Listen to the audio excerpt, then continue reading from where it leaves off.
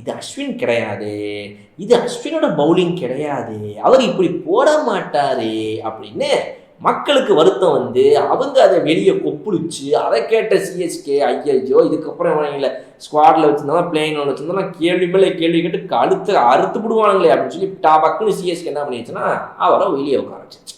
இப்போ உள்ள வருவாரான்ற கேள்விக்கு மிக முக்கியமான ஒரு காரணம் என்னவா இருக்குன்னு பதில் எஸ் அப்படின்னு சொல்லணும்னா ரெண்டு விஷயம்தான். ஒன்று, இன்னொரு ஸ்பின்னர் நமக்கு தேவைப்படணும். 2 ஸ்பின்னரை தாண்டி அதுவே ஒரு கேள்வி தான். சிஎஸ்கே தான் இருக்கிறது நல்ல டேர்னிங் பிச்சு, அங்கேயே 2 ஸ்பின்னருக்கு மேலே அங்கே ஒன்றும் ஒரு வேலையும் ஆக மாட்டேங்குது. அந்த மாதிரி ஆயிடுச்சு சிஎஸ்கேவுடைய செப்பாக் பிச்சு.